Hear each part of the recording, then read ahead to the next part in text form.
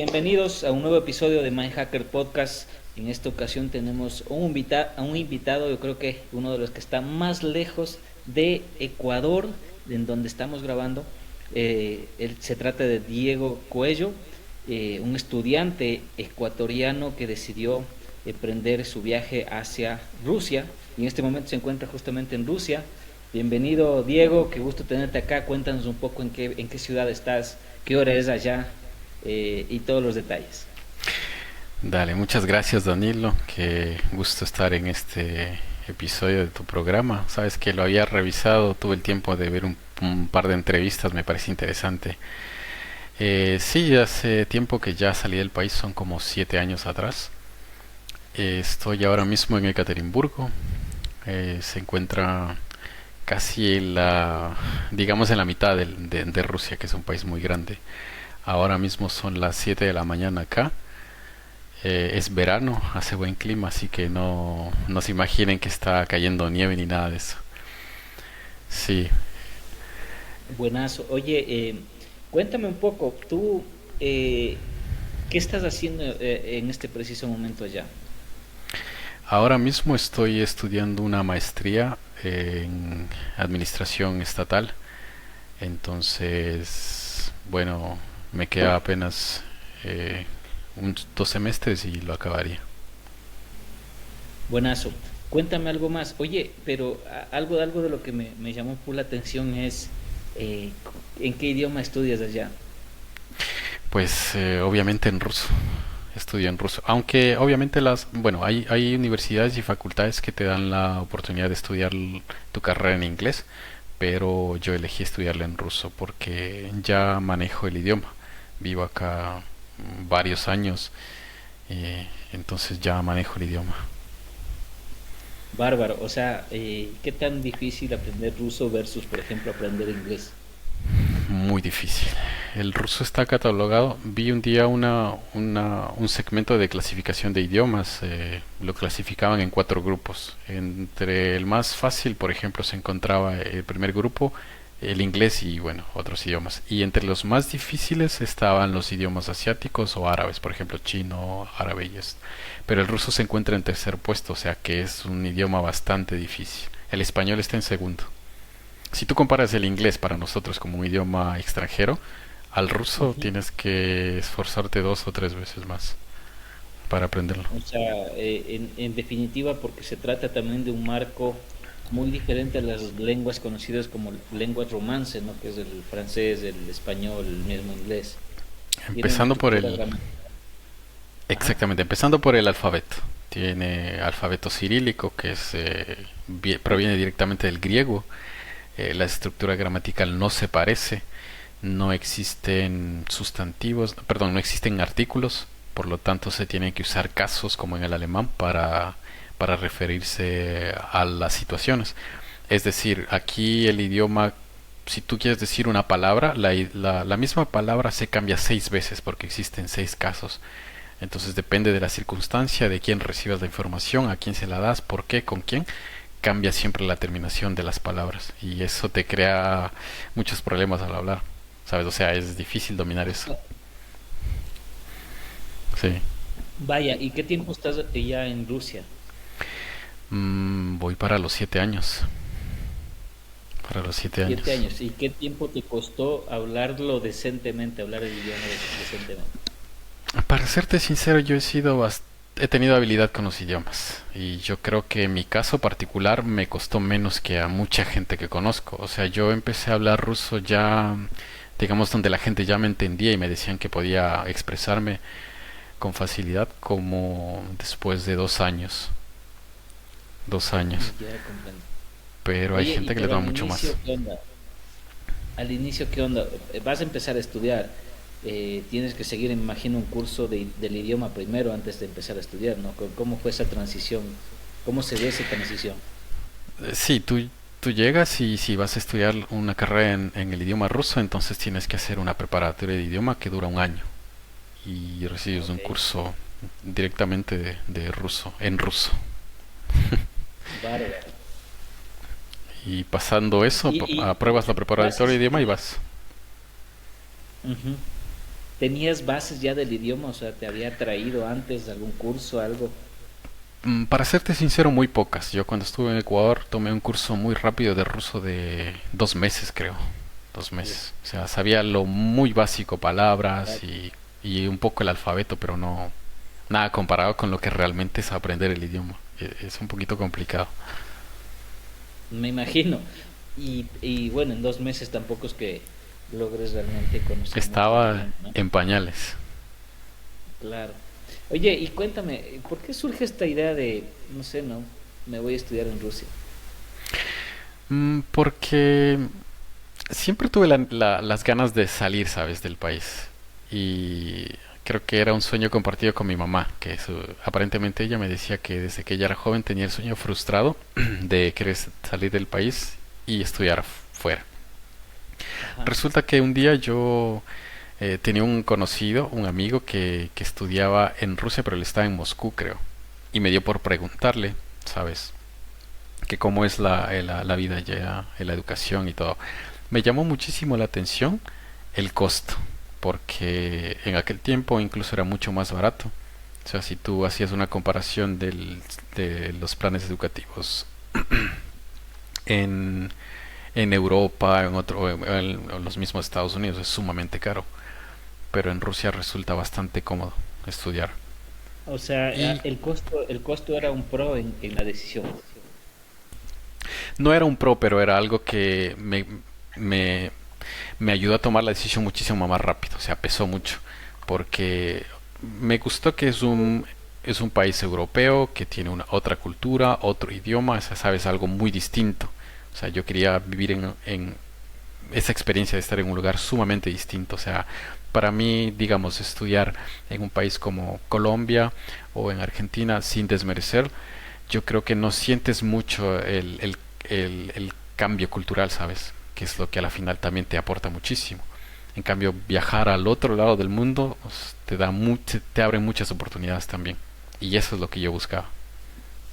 Sacarte de ese confort de voy a estudiar en otro país, pero hablo el mismo idioma, tiene la misma cultura, las mismas costumbres. Sí, yo coincido plenamente contigo. O sea, si vas a hacer el esfuerzo de ir a estudiar fuera, igual y que haya el plus del idioma y que haya el plus de una cultura y que haya el plus también de conocer gente totalmente diferente a tu esquema de pensamiento, ¿no? Porque me imagino que cuéntanos una anécdota de algo que sea muy loco para ti como latinoamericana. El cambio cultural acá es bastante fuerte. Digamos, yo cuando estaba en Ecuador, yo pensaba que si venía para acá era como vivir lo mismo, solo que hablando otro idioma. Pero no. O sea, Ujú. para empezar, el mito ese de que los rusos son muy fríos es cierto. Eh, pero diría más que Y las mejor visas. que mejor dicho que no es que sean fríos, sino que son muy serios. O sea, la cultura de ellos es muy seria. Y mira, ahí va el dato por el que tú preguntabas.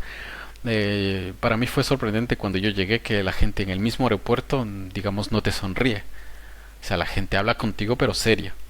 Entonces Ujú. cuando ya pasando un tiempo, tuve la oportunidad de conversar con alguna persona rusa y ellos me decían, pero es que nosotros no sonreímos muy a menudo porque hay una razón de peso tras de ello. Nosotros no ofrecemos la sonrisa a quien no conocemos, porque para nosotros sonreír sin motivo o a alguien que no conozcas es como mostrarte como un idiota. O sea, pierdes tu valor como persona. Que si hay una broma o tú tienes confianza con ella, sí, pero sonreír de la nada o de por sí para nosotros es extraño. Y sabes, o sea, es un cambio para nosotros porque para nosotros como latinoamericanos el sonreír es una muestra de amabilidad. En cambio para ellos lo ven de otra forma. Claro, claro. Wow, Ujú, es cultura, ¿no? Es cultura. ujú, Mira, yo estudié también en la maestría el tema de negocios internacionales y se hablaba mucho del tema de la interculturalidad. Entonces, básicamente hay muchas diferencias en torno a cómo piensas y cómo piensa la otra persona al otro lado del mundo. Y ujú. incluso para el tema de negocios, pues tienes que regresar a ver este tema de la cultura para internacionalizar un negocio, para internacionalizar una marca o un producto que quieras enviar. Entonces, Sí. y vaya que bueno, tú tuviste el plus de estar en el lugar aprendiendo el idioma y eso te trae que la experiencia te obliga o la necesidad te obliga a aprender el idioma y a también adecuarte a las formas de entender el mundo de esa parte del mundo, ¿no es cierto? Ujú, ujú. Y ahí Exactamente. yo quiero hacerte otra pregunta. Yo quiero hacerte otra pregunta y va un Dime. poco en el tema de la comida. ¿Qué onda con la comida? ¿Cómo lo viviste? No vas a El tema encontrar allá es el tema tu más doloroso. encebollado. Por supuesto que no. Eh, yo creo que básicamente los países de Europa tienen muchas ventajas en ciertos sentidos, pero en cuestión gastronómica están en total desventaja. Primero por el clima. Y hablando específicamente de Rusia, Rusia sufre de inviernos muy largos. Entonces, el país no permite producir la cantidad, por ejemplo, como Latinoamérica tiene para producir vegetales, frutas y verduras. Por ende, la gastronomía, digamos en palabras un poco suaves, es bastante limitada. Tú llegas acá y la gente te dice, bueno, vas a probar algún plato típico. Y cuando tú lo pruebas, yo te recomiendo que no tengas muchas expectativas. Madre Santa. Ujú. Y qué pasa? Porque si, o sea, pero ¿cuál es un plato típico, por ejemplo? Cuéntanos, ¿cuál es un plato Ah, típico? el plato típico, creo que digamos dos. Vamos a nombrar los dos más famosos aquí en Rusia. El borscht, que es una sopa de remolacha con carne y algo más. Y hay otro plato que se llaman pilmines, que son como ravioles los italianos, o sea, tienen unas Ya. masitas de harina y con carne por dentro. Y lo comen con una salsa que le llaman smietana, que es como decirte una salsa como de un queso crema, más o menos. Eso es todo, o sea, son los pilmines, como decirte los ravioles en un plato con un poco de salsa, queso crema, algo así, y ya. O sea, Ya es te difícil. entiendo de la desventaja, claro. Después de nosotros Oye, venir comiendo tan rico, imagínate tú allá. claro, oye, ¿y qué onda o sea, ok, para ti resulta que no es tan buena la comida de ellos, pero ¿qué pasa cuando les das a probar comida ecuatoriana, latinoamericana a un ruso, a una rusa? ¿Les gusta o Es el sienten que amor, no es? conocen el amor, creo yo, por la gastronomía. Voy a Wow. darte un caso particular.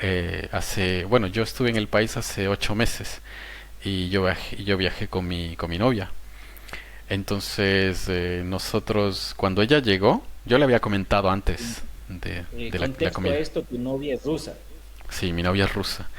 Entonces, Ok. nosotros, bueno, yo ya le había comentado de la comida, ella no tenía idea, decía, bueno, vamos a probar qué tan rica dice que es. Cuando llegamos, y recuerdo que lo primero que comió en Ecuador fue una menestra con arroz con menestra y carne asada. Y jugo de mora. Típico, Y jugo de mora. básico, ¿no? Básico. O sea, para nosotros algo que no es que digamos que sea el plato, ¿sabes? De comida. Pero para ella totalmente desconocido. Es más, del jugo de mora nunca lo había probado. ¿No Entonces, conocía la fruta o no conocía el jugo? no conocía la mora.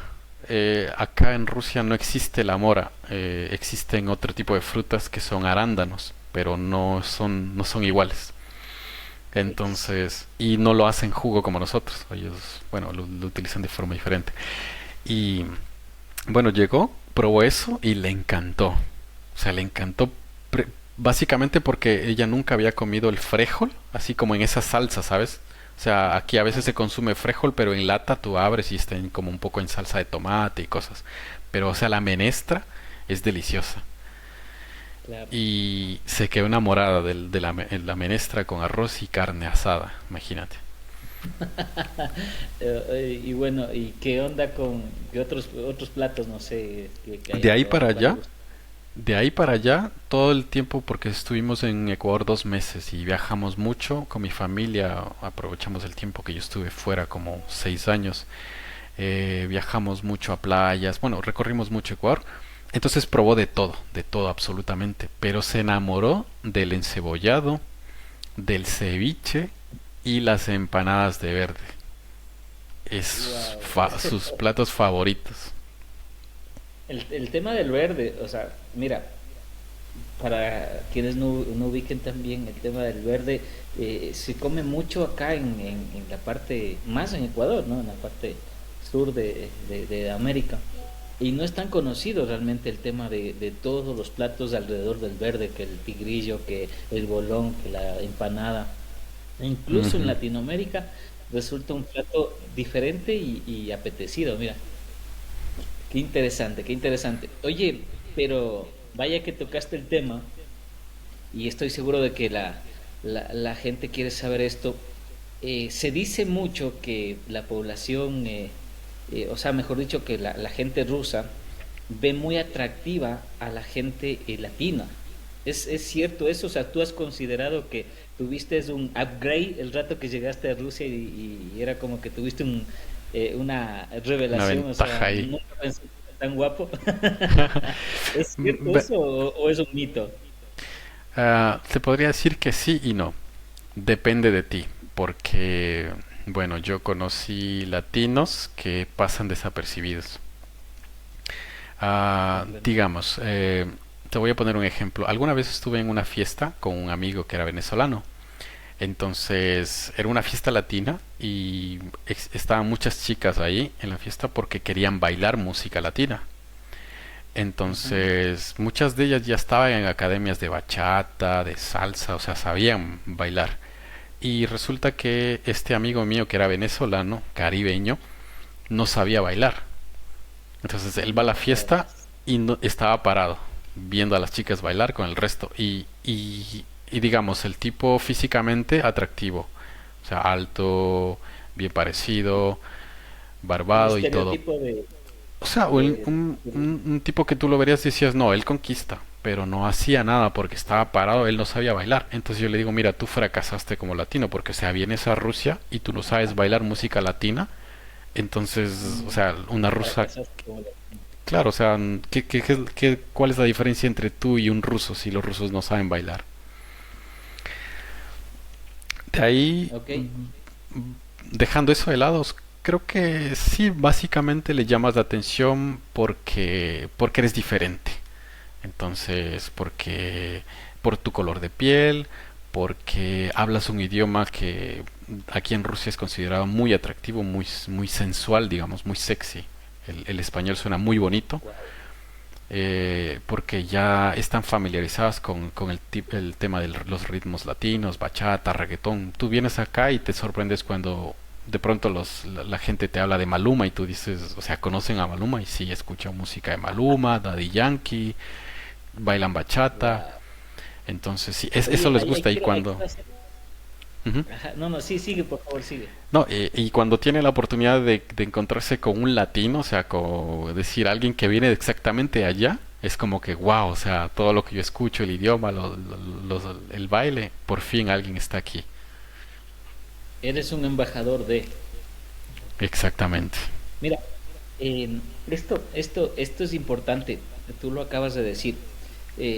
Tengo amigos que están por diferentes latitudes eh, y me decían, por ejemplo, tengo un amigo que está en Francia y me decía, mira, tú vas por las mejores discotecas, las más exclusivas de Francia, de París, y te vas a encontrar con vallenatos, te vas a encontrar con, bueno, principalmente bachata y reggaetón, ¿no? Ujú. Y cantados, y la gente corea las canciones en español, o sea, eh, y de igual manera, tú me acabas de confirmar, en Rusia también, en China pasa algo parecido. Entonces, llegaba yo a la conclusión de que cuando estamos acá mismo, luego tenemos como esa, no sé, esa crítica de decir, o sea, esa música no tiene sentido, esas letras no tienen sentido. Esa No me música de siento cabaret. no me siento identificado, sí, no me siento identificado con ese tal Bad Bunny, no lo pondría en mi auto, y Ujú. resulta que no lo disfruto como quizás disfrute otro tipo de géneros, ¿no? Cometemos luego ese error como latinos, pero lo cierto es que la música latina ha logrado colocar en el mundo a los latinos y Sí. hacer que de una u otra manera se tomen el mundo los latinos. Y te explico también por qué. Resulta que aparte de lo que tú estás comentando ahorita, aparte de eso que es muy importante, está el hecho también de que les estás haciendo hablar español a Ujú. ciertas personas que nunca lo hubieran hecho por otras razones. ¿Me explico? Sí, Qué sí, buena sí, onda sí. esto, ¿ah? Verás, Qué- agregando información a lo que tú acabas de decir, ventajosamente he tenido la oportunidad de visitar varios países y no existe un solo país que no haya visitado en el cual no haya escuchado música latina de forma espontánea, o sea, digamos coincidencial. He salido a visitar, digamos, lugares turísticos, de pronto un bar y me encuentro con música latina por ahí, en cualquier país que voy.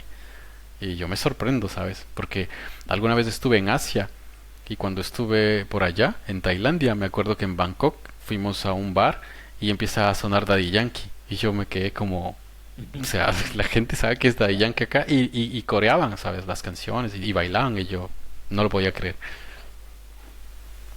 Sí, sí, sí. Y vaya que tú has estado, te sigo en redes sociales y he visto que has viajado mucho por estos países muy diferentes de nuestra cultura, ¿no? Pues, estuviste en Turquía, me parece que en qué otros países más has estado. He visitado Georgia, Tailandia, Egipto, Emiratos Árabes. Bueno, viví un tiempo allá, Turquía, un par de veces. No sé, se me está escapando alguno más. Bueno, y Rusia. Y vaya que algo de lo que tú decías cuando empezamos a hablar de este tema en específico era de que llamas la atención, ¿no?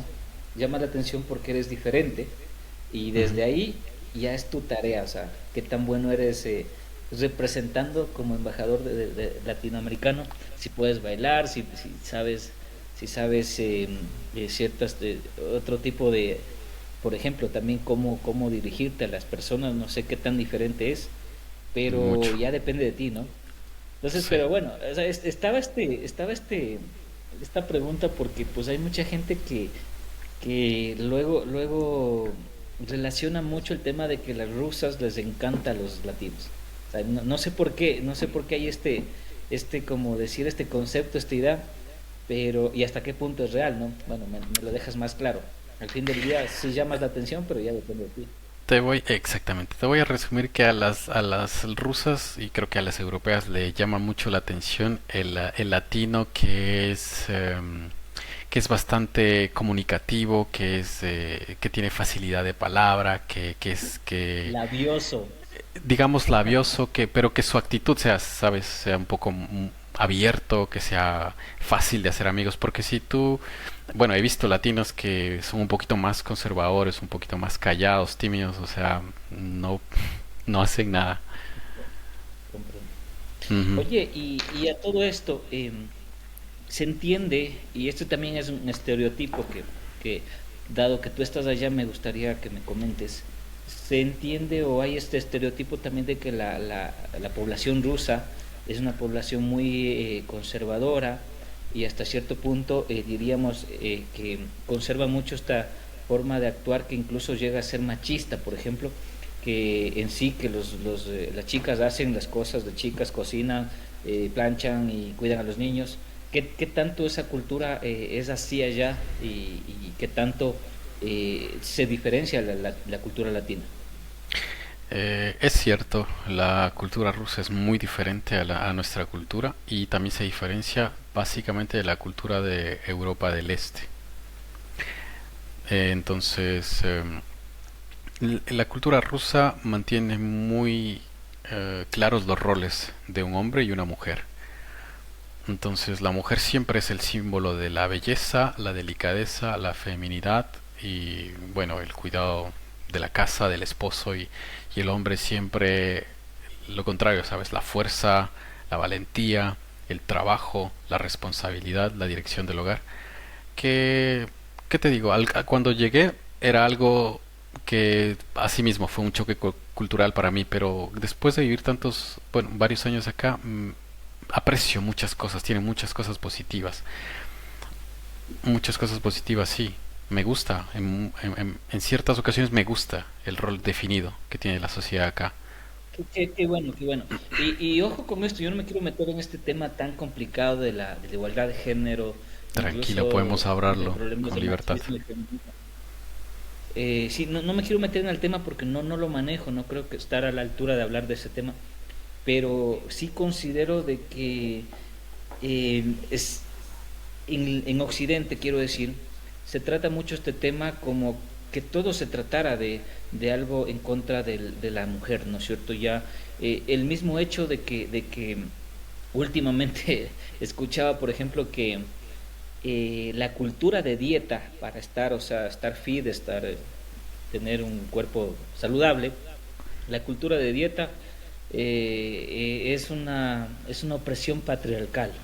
Eso escuchaba yo el otro día y me parece algo tan torpe porque primero que todo está yendo justo en contra de estar saludable. O sea, ni siquiera se trata de que, o sea, porque el concepto que están manejando estas personas es algo así como básicamente que pues no debes seguir patrones de conducta patriarcales en ese sentido y por ejemplo hacer dieta es algo que están obligadas las mujeres para verse bonitas porque esa es la cultura patriarcal.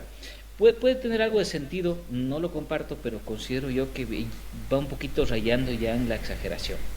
Sí, yo creo que eh, en Latinoamérica y en Europa, después de tantos siglos de opresión hacia el género femenino, eh, se necesitaba reacción, ¿sabes?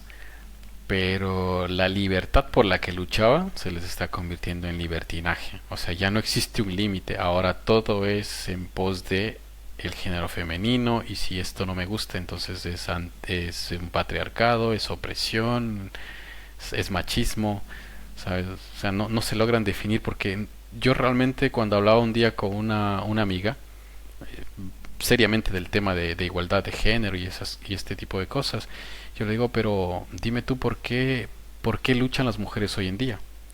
¿Qué derechos no tiene una mujer hoy en el siglo XXI que no tenga un hombre?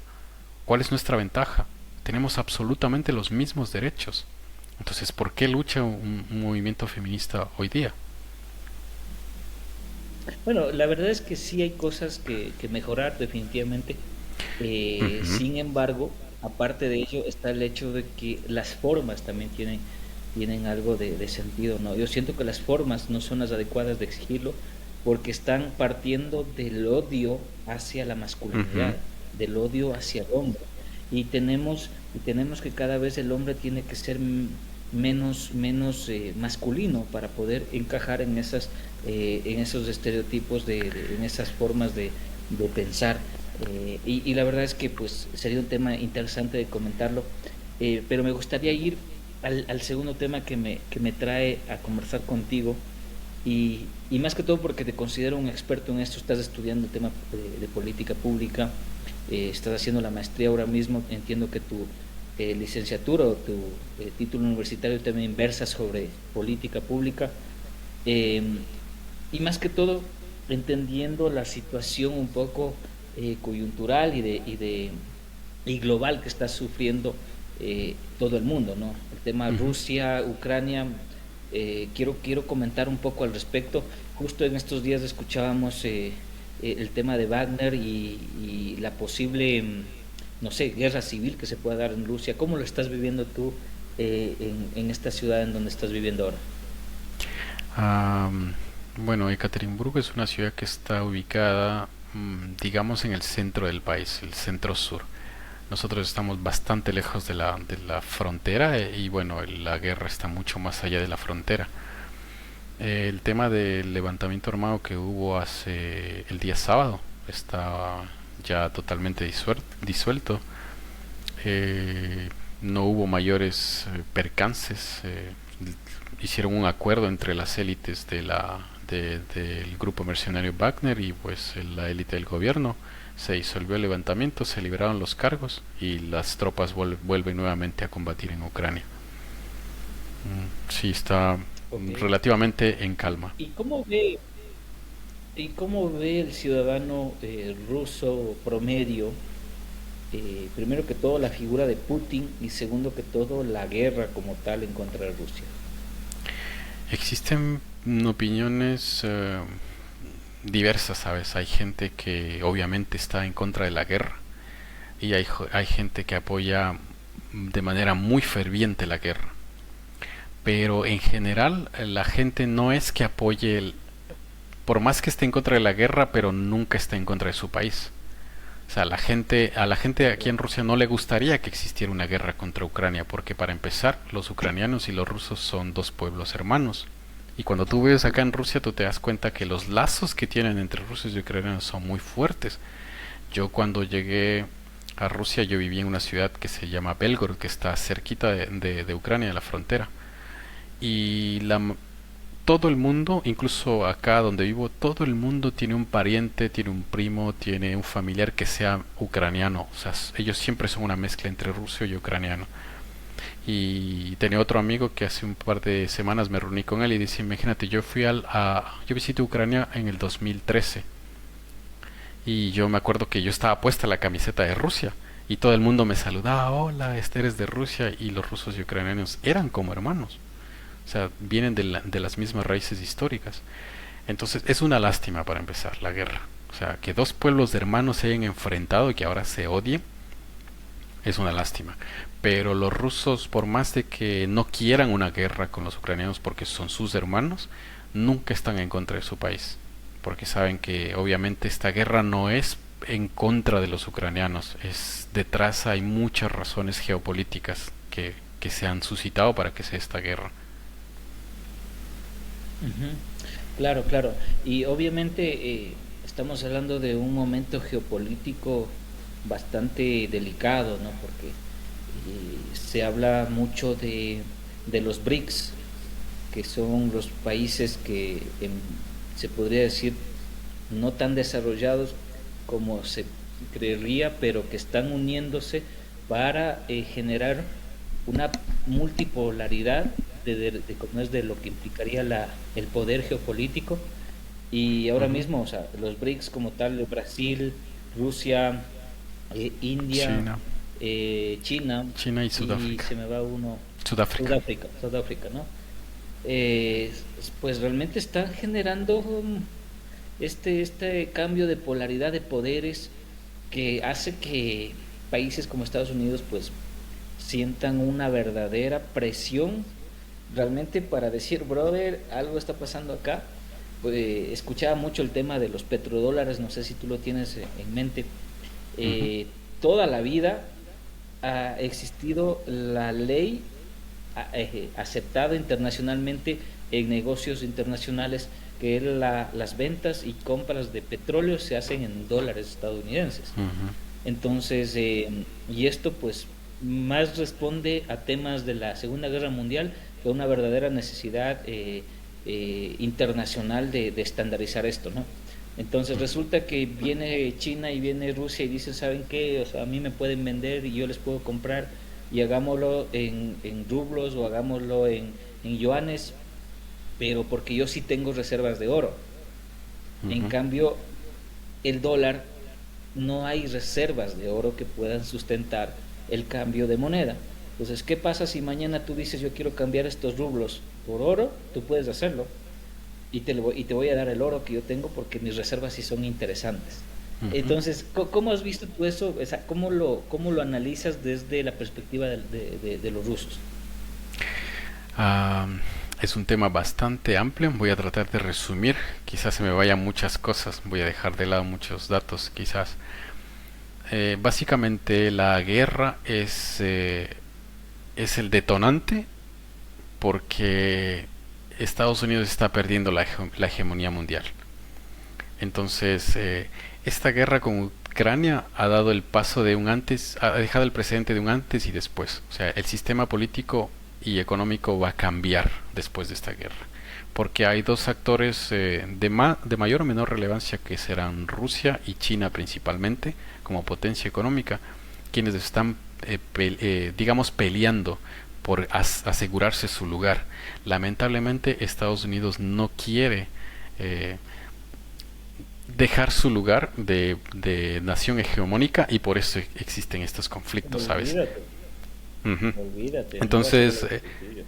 Entonces, el que Rusia y China, junto con los BRIC, estén tratando incluso de crear su propio sistema interbancario, un sistema analógico al SWIFT, o que estén tratando de hacer sus compras ya en sus monedas propias, es un paso más tratando de Solo, limitarle el solo una poder a Estados aclaración. Unidos.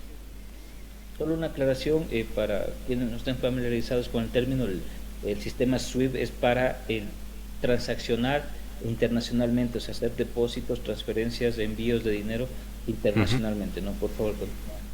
Sí, claro, gracias por la aclaración. Entonces, todo empuja que estas dos potencias emergentes están trabajando conjuntamente para tratar de eh, quitarle peso a Estados Unidos, porque lo que se pretende acá es que no exista una nación hegemónica que controle el sistema político y económico mundial, sino que existan varios poderes geopolíticos que puedan pues tener su influencia dentro de sus zonas o esferas de influencia, que creo que Claro, muy, en muy cierto chévere, la modo verdad. nos conviene, sí, nos conviene a todos. Claro, claro. Bueno, y más que todo, ¿cómo se lee los titulares acá en Latinoamérica, en Occidente en general? Es como, primero que todo, Rusia y Putin a la cabeza, Son los malos. tomando represalias. Claro, o sea, realmente se los pinta como los malos, como las personas que desesperadas por poder, desesperadas por dinero, desesperadas por hacer acciones terroristas incluso en contra de los ucranianos. Y se le ve a Zelensky como la figura, no sé, pues pacifista, orgulloso de su pueblo y que trata de salvarlo prácticamente, ¿no? O sea, ¿cómo lo ves tú esto desde tus ojos externos, pero estando ahí adentro, cómo lo ves? Yo te voy a dar mi punto de vista político más que personal. O sea, Zelensky es un títere de Europa y Estados Unidos. Tú tienes que entender que, nuevamente, esto es una guerra geopolítica. Entonces, no se trata de que quiénes son los buenos y los malos. Para que exista un problema siempre hay una confrontación de dos partes.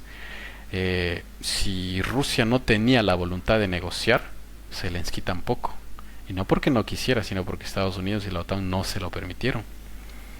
Entonces hay mucho show y hablábamos hace un rato en otra conversación acerca del poder mediático. O sea, la información convence a mucho al auditorio pensando de que es que Rusia son los malos, es que China son los malos y Estados Unidos siempre son los héroes.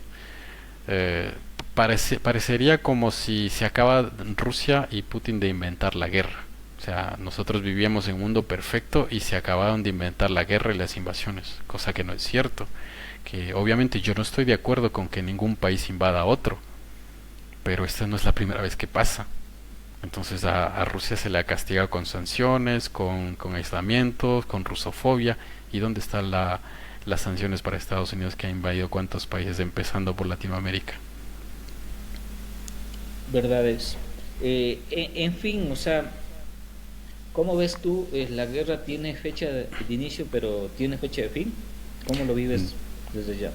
Es difícil determinar cuándo se acaba este conflicto porque Rusia tiene la capacidad militar para resistir un conflicto de desgaste, que es lo que se está dando ahora. Es una guerra de desgaste y precisamente Estados Unidos eso es lo que quiere hacer, o sea, desgastar militarmente a Rusia para que no se vea como un rival a corto plazo, porque después de Rusia se va a enfocar directamente con China, que sí es su rival directo, que sí es con quien se está peleando de tú a tú el primer lugar. Y no, que no le sorprenda a nadie que de aquí en unos años, quién sabe cuándo, vamos a tener la siguiente guerra por Taiwán y va a ser China contra nuevamente Estados Unidos, porque están en todo lado. No, comprendido, comprendido. Este tema de la guerra, de la geopolítica, es un tema un poco más complejo todavía de lo que podamos analizar en este humilde espacio. Ujú, Pero obviamente hay cosas que hay que regresar a ver y que nos afectan en el corto y ujú. mediano plazo. Y es justamente el tema de la hegemonía del dólar. Ecuador es un país que está dolarizado y al estar dolarizado tiene ciertas desventajas porque no tiene una moneda propia.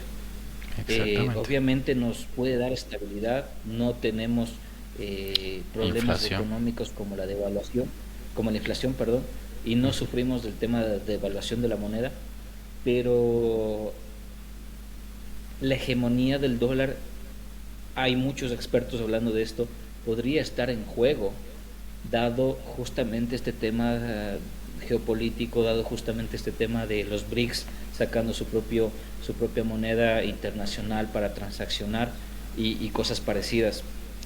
¿Cómo lo ves tú desde allá? Básicamente, refiriéndonos a nuestro contexto histórico, pues es una decisión que se tomó de forma arbitraria y desesperada, porque como quebró el país, no se les ocurrió mejor fórmula que dolarizar el país, porque beneficiaba a ciertas élites. Ahora, si más adelante vamos a tener un contrapeso al dólar y quizás el dólar pierda la hegemonía y su valor a nivel mundial, pues es hora de que Latinoamérica piense en crear su propia moneda, porque Europa la tiene. Y nosotros deberíamos empezar a crear una propia moneda común en Latinoamérica para como bloque negociar. Eh, pero ahí jugando de abogado del diablo, o sea, pareciera que en Europa no funcionó, sino porque pese a que la moneda del euro es bastante fuerte, tienes a Reino Unido retirándose del tratado, ¿no? Ujú. Es porque Reino Unido persigue sus propios intereses. O sea, Reino Unido, aunque está sufriendo las consecuencias, pensaba que le iba muchísimo mejor siendo una nación independiente del euro que siendo parte de la eurozona. Y ahora al romperse muchas cadenas de suministros, en Reino Unido se ve que digamos en consecuencias que no había previsto antes. Pero el euro funciona. El euro, a pesar de todo, sigue siendo la segunda moneda de más importancia después del dólar y con estabilidad. De hecho creo que tiene mayor valor que el dólar ahora mismo, ¿no? Sí, ujú. Claro, o Solo que en sea, transacciones necesitas más comerciales es dólares para menos comprar. importante. Claro. Bueno, pero en términos ya de lo que tú acabas de decir, al fin del día, el verdadero oponente de Estados Unidos en su hegemonía mundial es China. Y vaya que China está haciendo que las cosas cada vez salgan más a su favor. Económicamente la balanza comercial de China ya superó a la balanza de Estados Unidos. Ya China en este momento ya exporta e importa mucho más que Estados Unidos. Ujú, Y no se diga del poder que tienen países latinoamericanos a través de los préstamos, a través de las concesiones mineras que existen, a través de muchos convenios nacionales e internacionales, tratados, a través de muchas aristas que han repartido. Es el Partido Comunista tomando acción en temas públicos y privados, ¿no? ujú, Entonces, bueno, se viene algo muy interesante que hay que regresar a ver con mucha antelación y evitar pues que seamos afectados por eso. ujú. Cuéntame algo, ahorita estás haciendo la maestría, eh, ¿tienes pensado regresar al Ecuador o piensas hacer tu vida fuera? Ah, sabes que no sé si es difícil hablar del futuro. Mira, hace un tiempo atrás yo estuve en los Emiratos, viví ahí por un tiempo y pensaba quedarme, pues no sé, indefinidamente, no sé. A veces hablar del Oye, futuro es un poco extraño. oye, oye, solo una pregunta, ¿y usabas el turbante y toda la vaina? No, no, no, nada que ver. Eh, Normal. Yo cacho que sí lo usabas, ¿por qué mientes? No para nada, o sea, hay mucho extranjero ahí viviendo, y entonces no es obligatorio tampoco llevar Mis la camellos. vestimenta esa. Sí. No, y sabes Oye, mira, que que, realmente la ajá, dime, población dime. árabe en en los Emiratos Árabes es bastante pequeña, es ínfima. O sea, yo vi una encuesta ya que del 100% creo que 8 o 10% eran población árabe. El resto eran, creo que más del 60% son gente de la India, Pakistán y bueno, otras naciones africanas y sudeste asiático. O sea, tú vas a los Emiratos y vas a ver a pocas personas usando el traje típico de árabe y el turbante y las mujeres vestidas con bueno, pues tapadas de todo. Con el yihad, creo que se llama. Sí, sí, no lo recuerdo. No, Hijab. burka creo que es. Bueno, pero es que se cubren todo el cuerpo, absolutamente. Ajá. Porque el hijab es algo que solo llevan en Ya, la ya. cabeza, si no me equivoco. Oye, Entonces, Diego, y sí, continúa, por favor. cerrando con la pregunta, realmente no sabría decirte. En cierto modo sí me gustaría volver al país si tengo la oportunidad de básicamente desenvolverme en lo que estoy estudiando, porque aparte de que esté estudiando esto me apasiona la política, me gusta mucho. Ujú. Pero de no ¿Ves el ser posible, escenario actual ecuatoriano? que cómo lo veo. ¿Cómo ves el escenario? A ver, primero que todo entendiendo que lo ves desde fuera, ¿no? O sea, tuviste la oportunidad de vivir aquí muchos cambios políticos y luego sales a un tercer país y definitivamente las cosas pueden ser diferentes ahora. ¿Cómo lo ves tú? ¿Qué observaciones tienes respecto a la política ecuatoriana y cómo ves la estabilidad que está teniendo ahora mismo el Ecuador? ¿Es estable, no es estable? ¿Cómo lo ves tú desde afuera? Yo lamentablemente eh, estoy decepcionado del sistema político del país, básicamente. Obviamente vivía ya la mayoría de mi vida, pero si te soy sincero, yo respaldo mucho el proyecto de quien fue presidente hace, bueno, la década pasada, Rafael Correa. No porque, como la gente dice, no es que eres borrego o era afiliado al partido. Es más, nunca me he afiliado y no soy afiliado del partido que en ese tiempo era Alianza País, me parece ahora es Revolución Ciudadana. Simplemente porque me gustó mucho y fui testigo de los cambios que se hicieron en el país. Es más, cuando estuve acá en Rusia recuerdo que tenía un profesor que él había sido también diplomático en Estados Unidos y daba clases acá. Y imagínate que me habló alguna vez de Rafael Correa. Me dice, ¿tú eres de Ecuador? Ah, Correa es tu presidente, y yo me quedé sorprendido como, o sea, ¿por qué sabe él de Ecuador?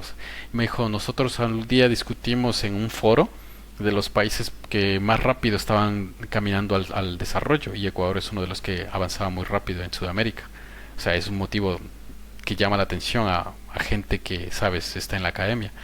Y precisamente después me enteré que la universidad en la que yo estudio también le otorgó un doctorado honoris causa por esa misma razón. Entonces, sabes, son los hechos, o sea, los hechos más que las palabras.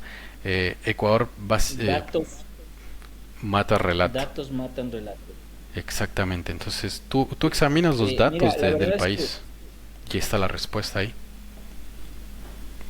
sí, Ahora la comparen verdad la es situación. que es innegable muchas cosas, evidentemente.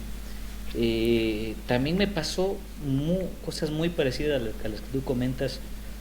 Tuve la oportunidad de estar en países latinoamericanos como Chile, como Colombia y México.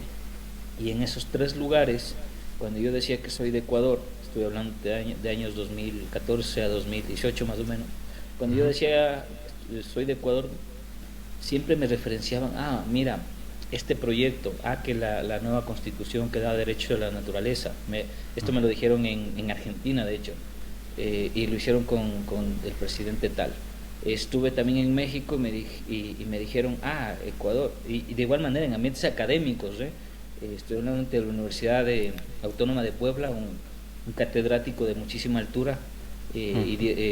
de muchísima altura, se puede decir, intelectual, que yo respeto mucho. Tenía un libro de Rafael Correa. Me dijo, sabes que yo leí este libro y me encantó esto, cómo lo viviste tú.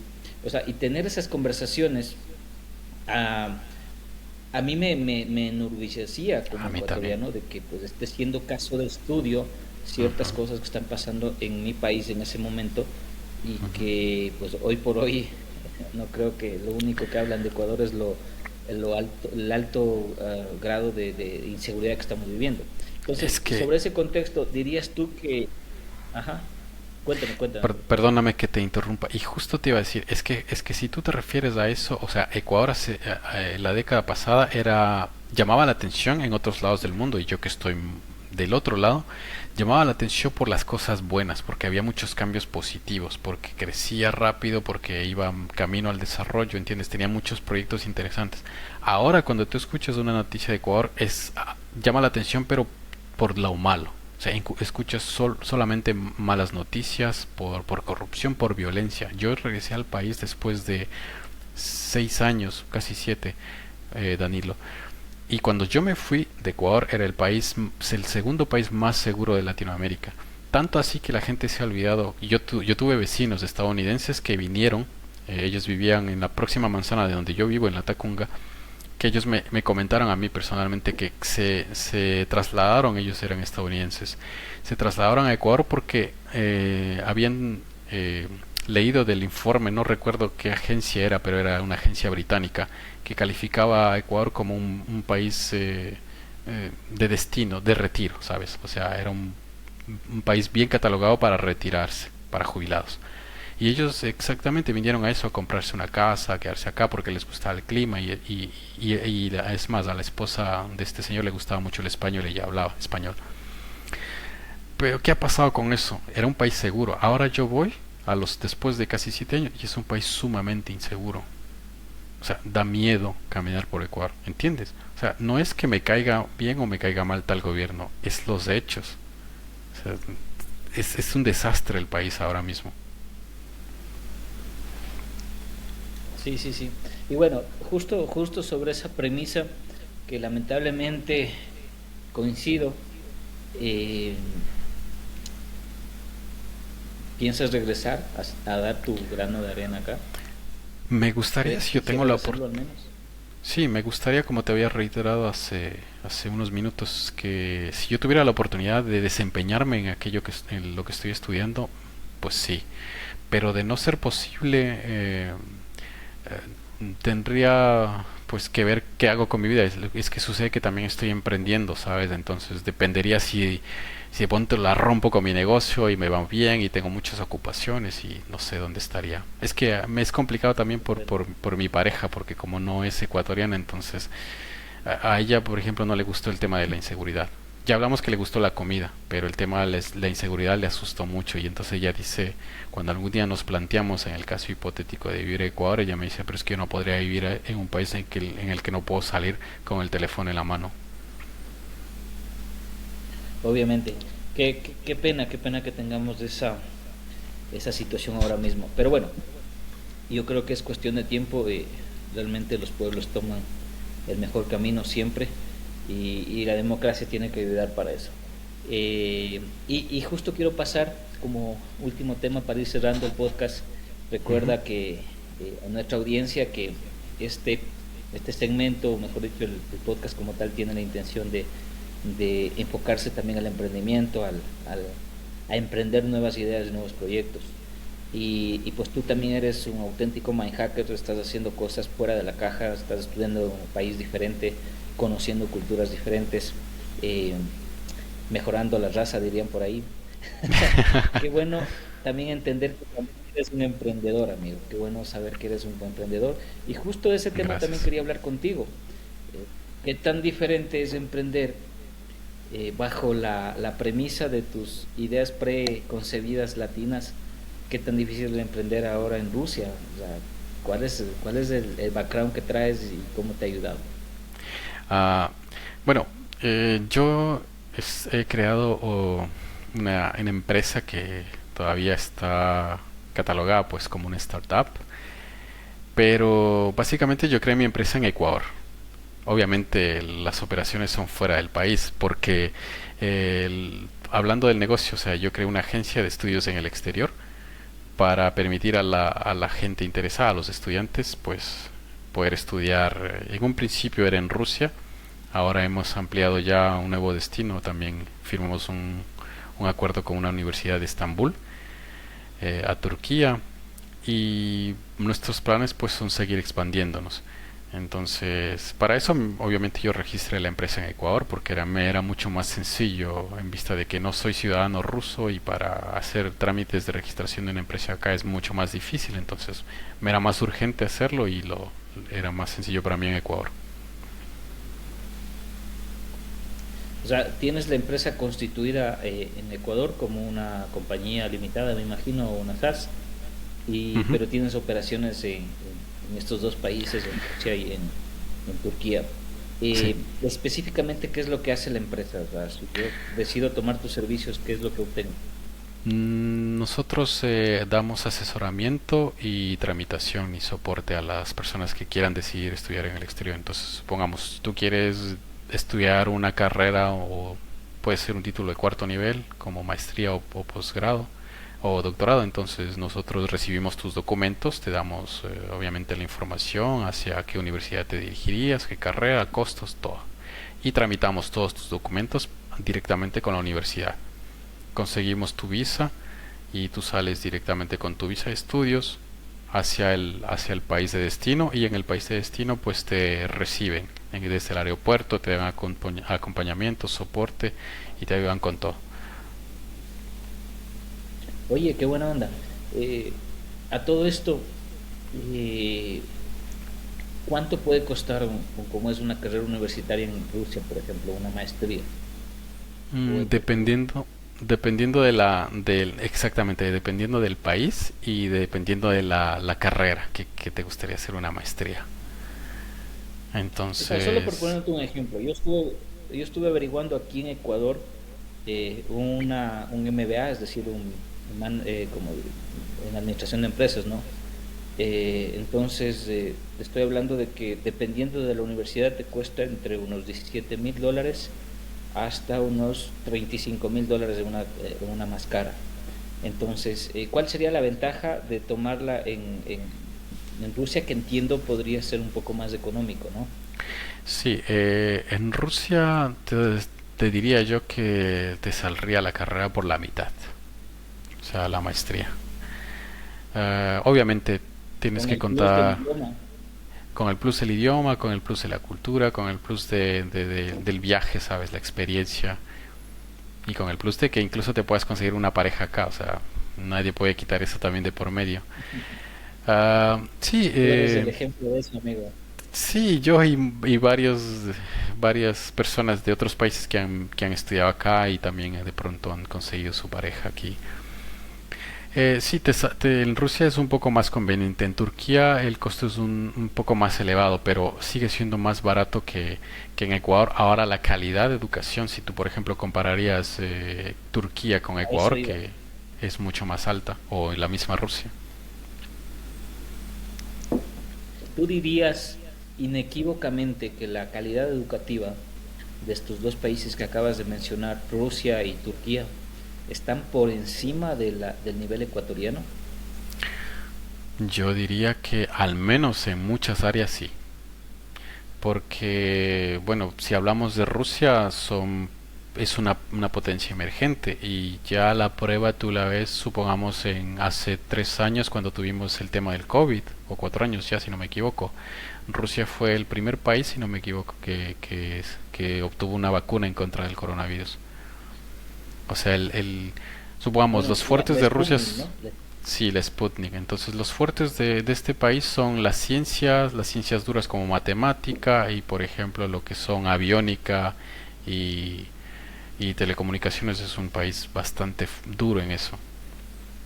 Y yo te había comentado que aquí Oye, eso es desarrollan súper tecnología. interesante.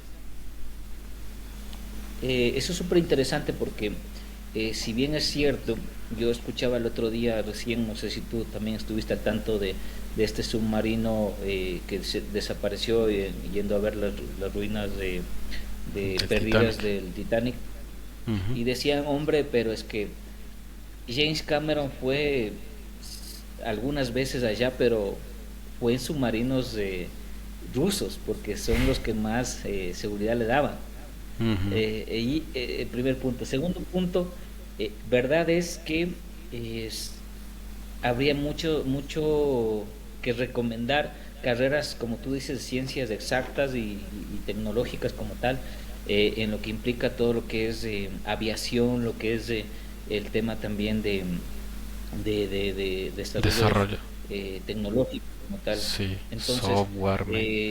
sí, es bastante reconocido, créeme, en Latinoamérica también la capacidad que tendría o sea, Rusia como país de ofertar este tipo de educación. Y pues entiendo que tu empresa entonces, al hacer todo este match entre la necesidad del estudiante latino y como es la universidad, en este caso rusa o de Turquía, eh, básicamente lo que hace es asesoría y soporte, es lo que me decías, ¿no? Sí, ¿Tienes asesoría, tecnología detrás? tramitación, asesoría, tramitación y soporte. Entonces nos encargamos de los tres pasos. Básicamente has internacionalizado tu negocio y es un negocio de servicios, ¿no? Eh, Ujú. ¿qué estructura tiene ahora mismo la empresa y cuáles son los proyectos o la idea para el emprendimiento ahora mismo? Te cuento que justo, bueno, eh, pasamos por una etapa donde casi personalmente quise parar el negocio porque cuando yo había empezado ya a trabajar, alcancé un convenio con una universidad acá en Ekaterimburgo y empezamos ya a trabajar con la empresa, sucede lo de la guerra de Ucrania.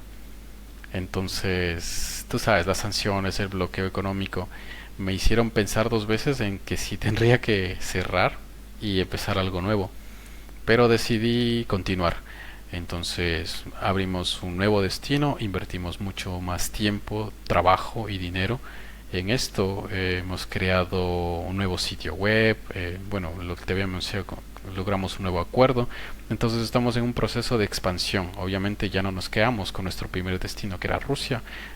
Tenemos ya Turquía y tenemos la meta de seguir ampliándonos por Europa y bueno, más allá el tiempo nos dirá a dónde. Además de ello, hace como 2 semanas recién tuve una reunión con otra academia de idiomas. Vamos a hacer que esta agencia tenga una escuela de idiomas en línea. Entonces, porque se daba un curso introductorio de la gente que quería estudiar afuera, se le enseñaba un curso rápido de un mes o 3 meses cuando mucho del idioma para que venga familiarizado. Pero ahora vamos a ofrecer cursos permanentes y de nuevos idiomas que sean en línea y durante todo el año. Claro, mira lo importante al estar al frente de un emprendimiento, de un negocio, eh, lo importante de regresar a ver las fuentes posibles de riesgo y poder, si se puede decir, mitigar los riesgos a través de eh, distribuir, como decir, las fuentes de ingreso en diferentes fuentes que no tengan el riesgo asociado todas en el mismo sentido, ¿no? Pues, por Ujú. ejemplo, un riesgo es el riesgo país, entonces, ¿qué pasa? Tú no tenías en cuenta y no era algo que podrías haber avisorado que iba a haber una guerra que afectara a tu Ujú. destino principal, que era Rusia. Y Ujú. enhorabuena que puedes ya pivotear y decir, no sabes qué, voy a tener estas dos ideas y voy a tener estas dos geografías que me permitan mantener el flujo de recursos, el flujo de dinero, que pueda seguir viniendo nuevos estudiantes. Y luego está también el hecho de poder pensar en otra fuente de recursos, otra fuente de ingresos, otra fuente comercial, como es el caso en cambio de los idiomas. Ujú. Porque si te va mal en una, pues la otra está para sostenerse, ¿no? Y Exactamente. justamente ese es el concepto que debe entenderse a través del emprendimiento, no tener un negocio, una idea de negocio, sino que sean varios negocios entrelazados y que te permitan de todos ellos tener ingresos.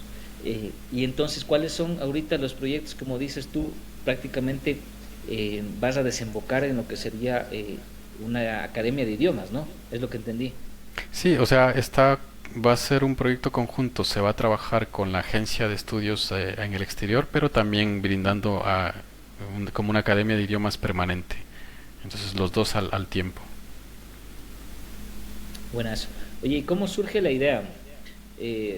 ¿Fue porque tú dijiste yo no lo tuve y hubiera esperado tener algo parecido? ¿O cómo surge la idea? Ah, básicamente porque yo cuando estuve es en mi último año de preparatoria acá.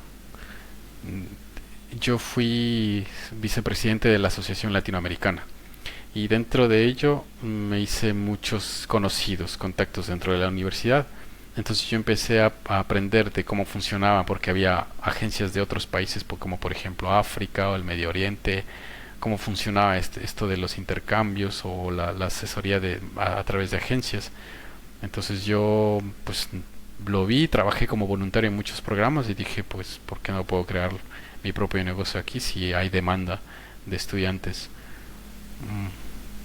Y así nació, gracias a que ya como tenía contactos dentro de la universidad, pues me fue mucho más fácil hablar con ellos, pedir citas, conseguir, sabes, de pronto una ayuda para que me puedan facilitar una cita, una entrevista y seguí ciertos pasos, requerimientos hasta que pues me la aprobaron.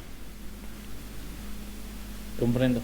Y no creo que hayas sido tú el único con la idea de entender que había un negocio detrás. O fue así, fuiste el único que encontró ese nicho de mercado. Creo que existieron varias personas que también pensaron en lo mismo, pero lo hicieron, no se comprometieron, sabes, con la causa. O sea, quisieron tratar de hacerlo como una fuente de ingresos alternativa, pero no como una empresa.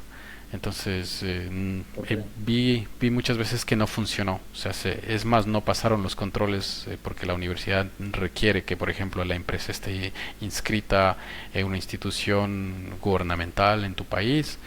Entonces ellos no contaban con ese tipo de certificaciones y obviamente no les aprueban ningún convenio. Qué bien, qué bien. Ujú. Justamente tomártelo en serio y hacer las cosas formales y no al ahí se va, como Sí. sea, siempre importa mucho la formalidad detrás del negocio, ¿no? Y viene bien ahorita entender también de que la expansión como tal te ha traído retos, entender cómo funciona en otros países. En este caso tenías ya tu core de negocios en Rusia y lo has tenido que migrar para Turquía. ¿Cómo se vive ese cambio? Cuando yo me fui a Rusia, después de eso justamente empezó la guerra, cuando yo te comenté que estaba viviendo en los Emiratos.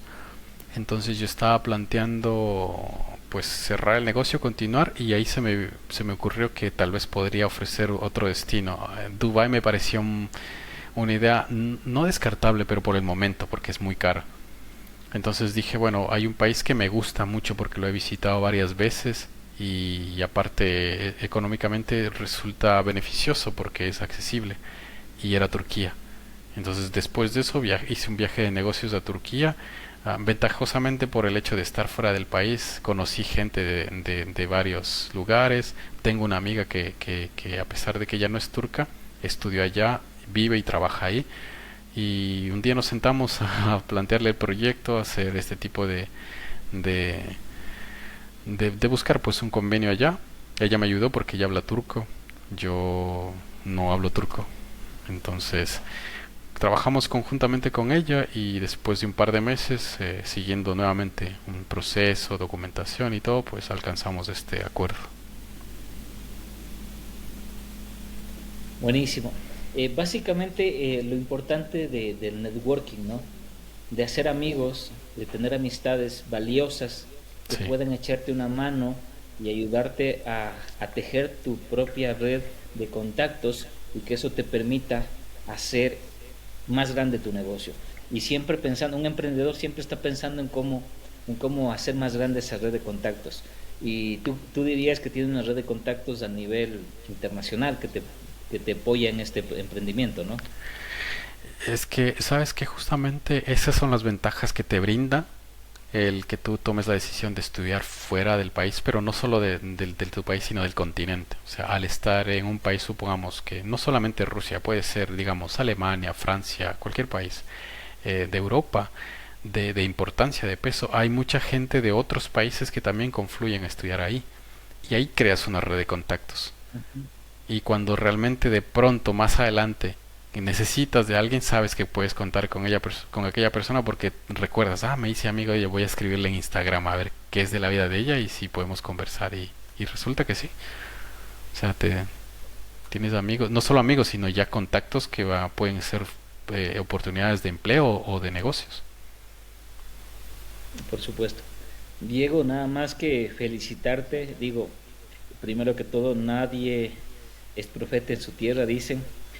Segundo, pues está el tema del emprendimiento. No es fácil ni siquiera estando en tu propio país, con tu familia, con tus amigos, tus conocidos, con tu Ujú. cultura, que se supone debería ser más sencillo.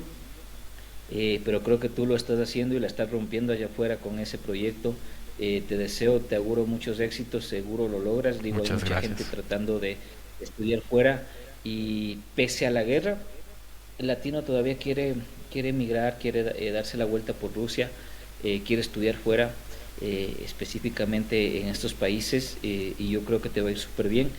Tienes un proyecto bastante consolidado, bastante formal, y eso es lo principal. Siempre con los Mind Hackers y los invitados a estos episodios hemos conversado la importancia, la formalidad detrás del negocio. Ujú. Hay que ordenar el éxito, y cuando estás vendiendo mucho y estás teniendo mucho éxito en el negocio, pues lo primero que tienes que regresar a ver es cómo formalizarlo y crear sistemas que te permitan hacer exponencial el resultado. Entonces, pues el mejor de mis deseos para ti, y seguro Gracias. espero poder tener una nueva conversación contigo, y espero que la próxima pues sí se logre presencial como hubiéramos esperado que sí que fuera, ¿no? Si vale la pena hacer una pequeña cuña, ya que la gente se preguntará cuál es la agencia, pues nada más puedo decir el nombre para que Por si supuesto. algo nos gusten, nos busquen por redes sociales. La agencia se llama Studios Abroad. Pueden buscarlos en cualquier red social. Y también ¿Cómo va? tenemos ¿Estudios qué? Studios Abroad. Es la palabra en inglés extranjero. Ok, Abroad sería. ok, Sí. Y estamos correcto. en todas las redes sociales y de pronto si también gustan pueden visitar el sitio web que es www.studiosabroad.com. Perfecto, sí. De hecho, prometemos poner en la descripción del video de YouTube, igual manera en Spotify, la página web y los datos para que puedan contactar a Diego y a su empresa para poder tomar esta alternativa de educación que está buenísima. Diego, si tuviera unos 15 años atrás, la oportunidad de tomar no sé, esa opción de estudiar fuera, créeme, lo haría con los ojos cerrados. ¿Algo más por agregar? No sé cómo te encuentran en redes, ¿puedes repetirlo, por favor? Tanto a ti como S- a la empresa. sí, en redes sociales van a encontrar la agencia con el mismo nombre, Studios Abroad, en cualquier red social. Tiene el mismo nombre. Y pues Ok, ¿y a ti cómo te encuentran en redes? mi perfil personal, Facebook con mi nombre y apellido que es Diego Coello Mora. Y en Instagram me parece que estoy como Diego-co y M. Ahí me encuentran. Perfecto. Ujú. Diego, ha sido muy productiva esta charla. Seguro acá las horas nos diferencian mucho, pero ha sido Sí, muy interesante poder conversar contigo. Hay gracias. muchos temas que seguro quedaron fuera, sin embargo debemos ir cerrando ya el podcast.